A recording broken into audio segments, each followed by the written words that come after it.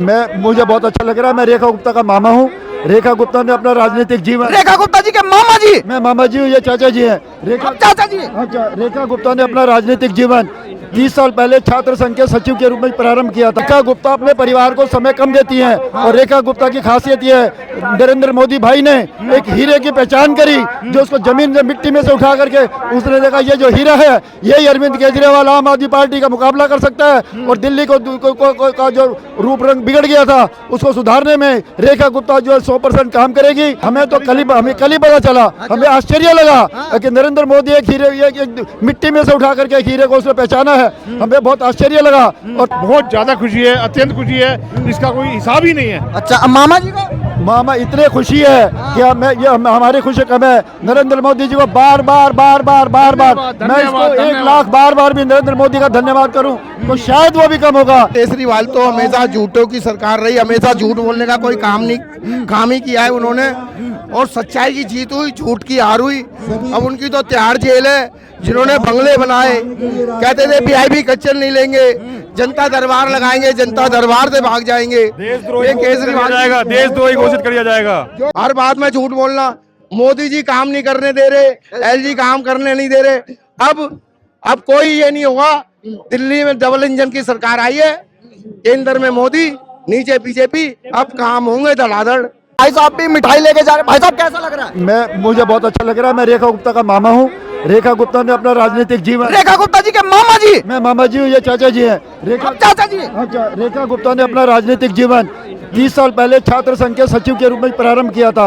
वो परिवार को समय कम देती हैं, पर रेखा गुप्ता की तारीफ आम आदमी पार्टी हो चाहे कांग्रेस के लोगों, सब लोग जो भारतीय जनता पार्टी से ज्यादा दूसरी पार्टी के लोग तारीफ इस बात के लिए करते हैं। हम रेखा गुप्ता को रात को 2 बजे भी कहते हैं कि किसी अस्पताल में मरीज को दाखिल कराना है तो रेखा गुप्ता खुद खड़े होकर के उस काम को कराती है। वो कहते पैसे की रिस्क। ये बताइए, रेखा गुप्ता जी को बाकी दिल्ली वाले तो कम ही जानते हो, आप ज्यादा जानते होंगे, कुछ बताइए उनके बारे में। कैसी रेखा गुप्ता अपने परिवार को समय कम देती हैं और रेखा गुप्ता की खासियत यह है, नरेंद्र मोदी भाई ने एक हीरे की पहचान करी, जो उसको जमीन से मिट्टी में से उठा करके उसने देखा ये जो हीरा है यही अरविंद केजरीवाल आम आदमी पार्टी का मुकाबला कर सकता है। और दिल्ली का जो रूप रंग बिगड़ गया था उसको सुधारने में रेखा गुप्ता जो 100% काम करेगी, खरा उतरेगी। और रेखा गुप्ता को जो सही हीरा नरेंद्र मोदी को मिला है, नरेंद्र मोदी जी को का बहुत धन्यवाद कि उन्होंने विश्व भर में। आप तो मामा जी हैं उनके, आपको कब पता चला है?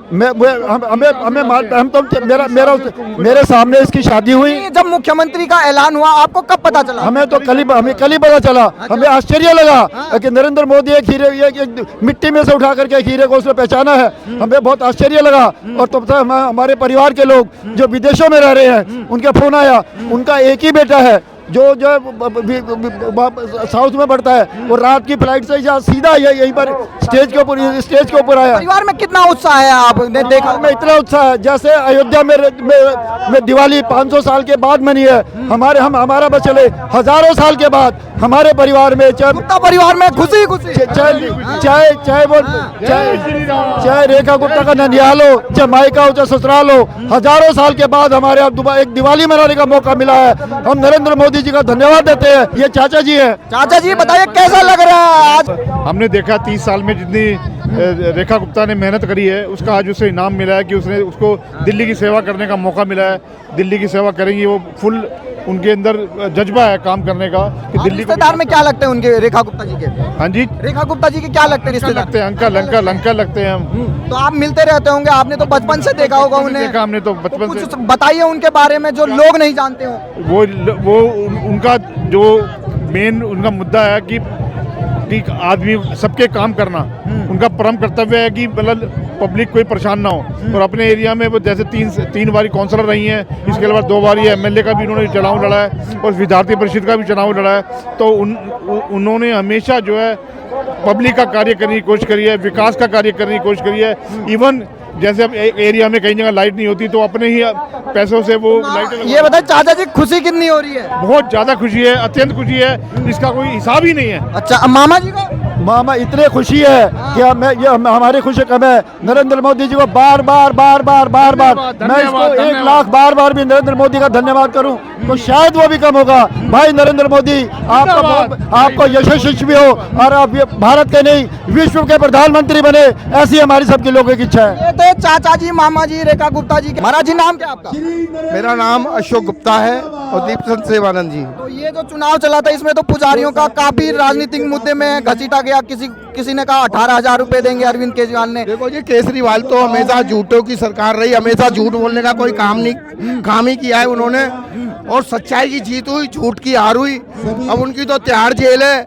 जिन्होंने बंगले बनाए, कहते थे वीआईपी कच्चर नहीं लेंगे, जनता दरबार लगाएंगे, जनता दरबार से भाग जाएंगे। ये केजरीवाल जाएगा, देशद्रोही घोषित कर दिया जाएगा।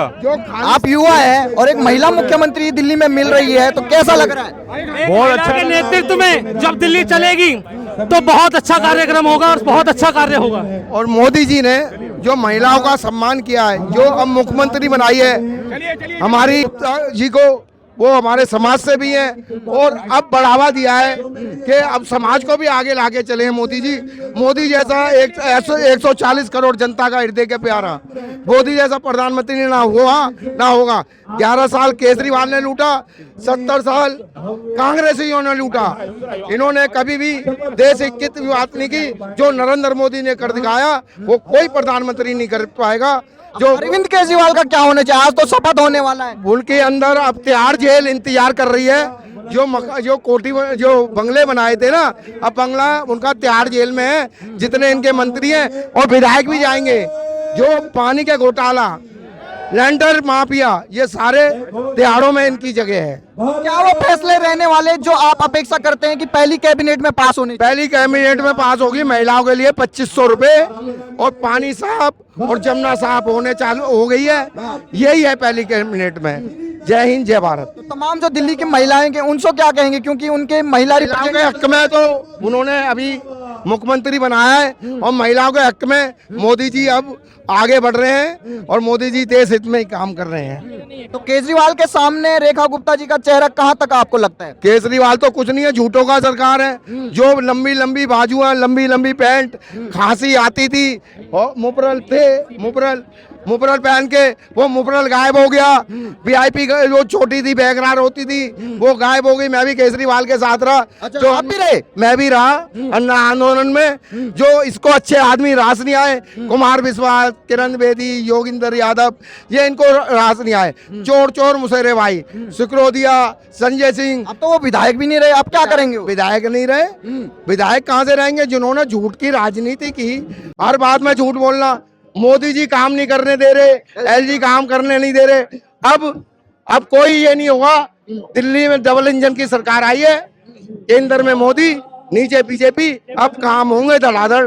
अब बिहार का चुनाव भी आने वाला है, तो क्या लग रहा है आपको? जैसे हरियाणा में, महाराष्ट्र में और अब दिल्ली में हो गया है हैट्रिक, बिहार में भी भारी बहुमत से बीजेपी जीतेगी, गठबंधन की सरकार बनेगी। तो ये बताइए पुजारी 18,000 के उसमें क्यों नहीं आए? क्योंकि 18,000 तो बहुत। 18,000 रुपए जरूरी नहीं है, देश हित में काम जरूरी है।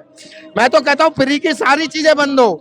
जो रुपए की चीज है वो 50 पैसे में कर दे।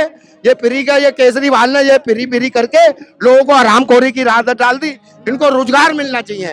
रोजगार शीश महल का क्या होगा? है जी, शीश महल का तो मैं कह रहा हूँ, या तो इसको वो बना दिए लोगों को आने जाने के लिए, देखने के लिए। केजरीवाल ने जनता का पैसा लूटा, हमारे टैक्स का पैसा, हमारे खून पसीने का पैसा था, वो केजरीवाल ने लूटा। केजरीवाल को अब अंदर होना चाहिए। और जो कहता था शीश महल नहीं लूंगा, जो कहता था वीआईपी कल्चर नहीं लूंगा, बच्चों की सौगंध खाऊंगा, कांग्रेस से संबंध, इसी रामजय गिरोड में कहता था इंसान का इंसान से बना रहे भाईचारा। वो भाईचारा कहाँ गया? भाईचारा को लूट के खा गया, खून चूस के पी गया। ऐसा कंजरीवाल कहता हूं मैं उसको, कंजरीवाल, धोखेबाज, जो अपने बच्चों का नहीं हुआ, जो अपने गुरु का ना हुआ, वो आम जनता का क्या हो।